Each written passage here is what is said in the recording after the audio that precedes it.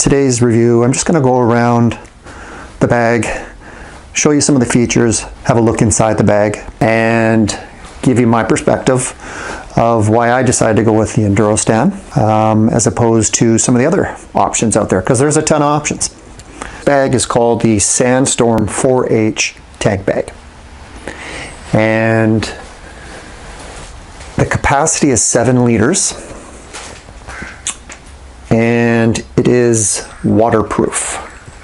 Now, I mentioned that right out of the gate because in my research I noticed almost all of the bags I looked at were not waterproof. I mean, they had covers that went on the bag that made the bag waterproof, but then I needed to carry the bag either in the tank bag or in a pack, or on me somewhere, or I'm leaving it at home because it's not raining, but then when it does rain, I'm stuck. I wanted my tank bag to be waterproof right out of the gate, so regardless of what the weather does, my tank bag is waterproof, and I didn't have to carry the waterproof cover. That just didn't make sense to me. Because for this bag, there's only 7 liters, and Enduristan has a whole line of different sizes. So, I mean, the tank bags, some people don't like them, right? They feel that they're going to get in your way. When you get up on the bike, they're going to be in your way, or when you stand up, they're going to be in your way. I haven't really found that. I haven't done a ton of aggressive riding yet because the bike's brand new, but I have stood up on the bike and I have done some climbs on it, and I found that it's sacrifices, right? But I didn't find it got in my way. I think if I went a little bit bigger to either a 10 liter or a 12 liter, they have some of these bags that are retractable, so the tops come up and they become these huge bags, and I thought that was too much. They have a smaller version of this bag as well. I believe it is the 4X, and I'll put that link in the description as well, but it was only 4 liters. So the thing with bags is they're either too big or they're too small. Right? You're never really happy. So unless you're willing to buy 2 or 3 different bags for whatever you're going on a ride for, you make some sacrifices. So the smaller 4 liter bag was just way too small for my needs. I wanted something that I could put a pair of gloves in, and goggles, maybe some sunglasses, cell phone, registration, some pen, just little knickknacks, maybe a snack, etc. A map, so I thought 7 liters would cover that. I'm going to take the bag off and I'll let you guys look inside. Okay, just before we go inside the bag, I want to show you why I'm filming inside the garage today. It is coming down. I don't know if you can see this, but it's just not good. It's hailing. How am I supposed to ride in this? I see a little patch of blue sky, but man, oh man. Okay, anyways, let's go back inside and look inside this bag.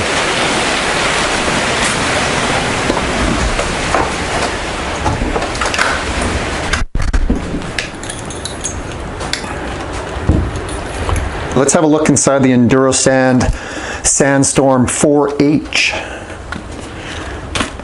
First off, obviously this is where you put your map or any kind of stuff that you want to, maybe even your registration. It comes off.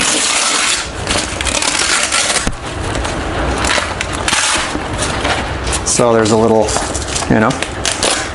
little pocket. So there's that. And there's a little spot here for your USB cable, your charging cable. come through. I guess if you were going to put a GPS in there, that's what that's for, if you were charging your phone. Anyways, there's an accessible little spot there. And I think their logic there is it comes through this little spot there, and then you would feed it up through the bottom and in to that compartment. Pretty basic.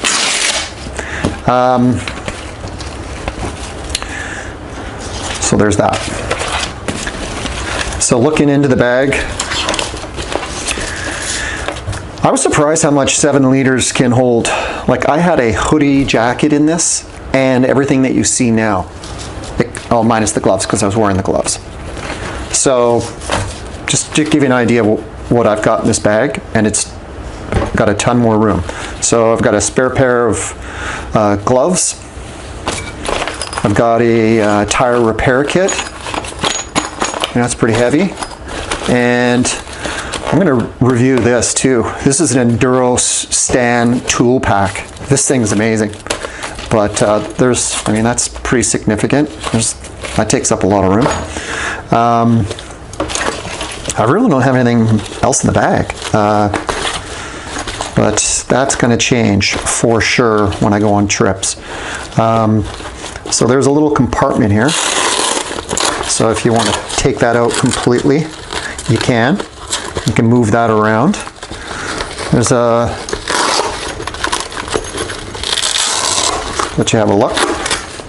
So, you know, it's just a little spot, I don't know, for knickknacks.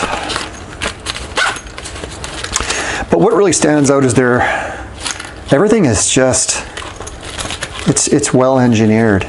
You know, you don't look at it and go, this is garbage, you know, or this is cheap. It's really well put together. I like the fact that this is all bright red. It was not all black, so I can, you know, find things, or just stands out, right? It's high contrast. Up front here, this little bag here comes off. I guess that's for your keys. These are just some rock straps. So I guess that's for your keys. Other little knick-knack bag. And I don't know what, you know, you can put some little tools in there. Some elastic here. I guess a little pen would go in there. Right? I don't know, a tiny little flashlight, a lighter, whatever. But, you know, pretty substantial. It's pretty big. So let's show your knick-knack bag.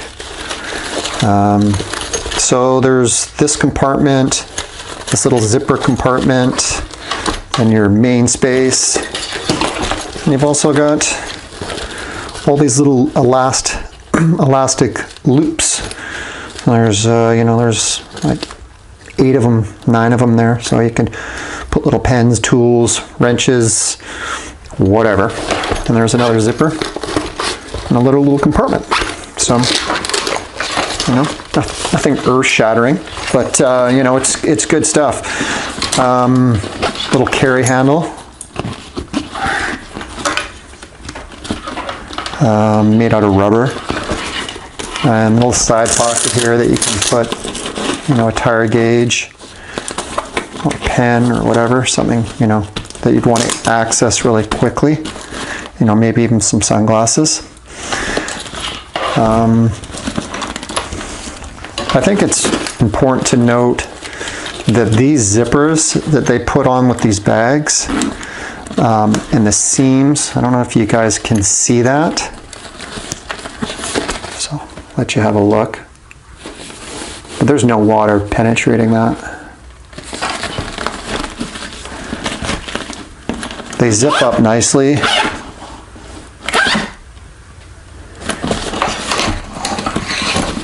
You know, when you really start packing it, of course, it's going to get a little bit bratty, but for the most part, you know, it doesn't seem to, The zippers are high quality, I guess that's what I'm trying to say. And on the other side of the bag, you've got another little compartment. And again, it's completely waterproof, so I like that. You know, it can take a beating, and your stuff stays dry.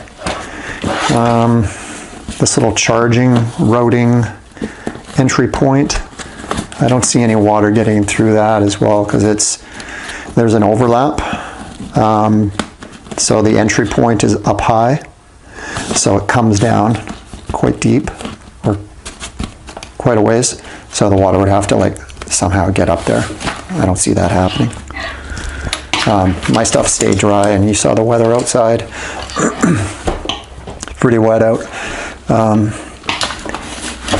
Anyways, on the bottom it's got a nice rubber hard, it's quite soft, but you can feel it, it's strong.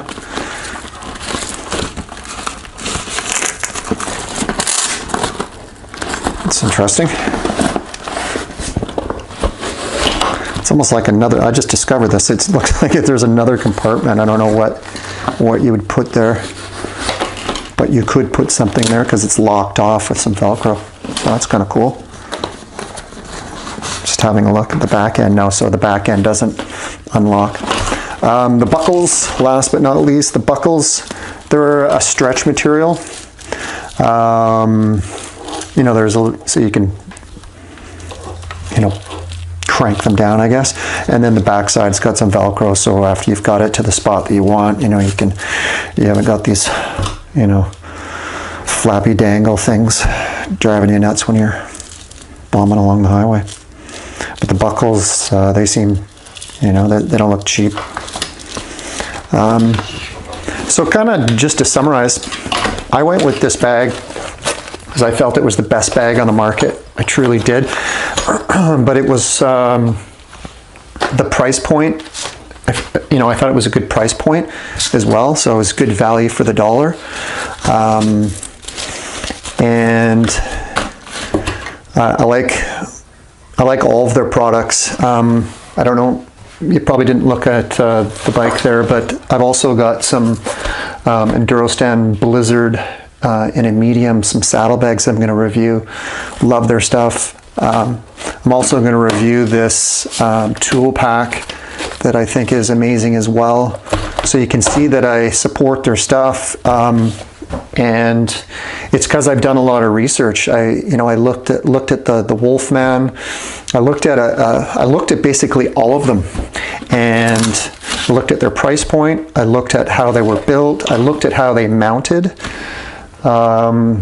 Being waterproof, I like that. You know, that was a bonus. Not like I intend on doing all-weather riding all the time, but I just like it. I like to plan for the worst and hope for the best. And this bag covers you in that area. I hope you guys found today's video helpful in your research to find a tank bag.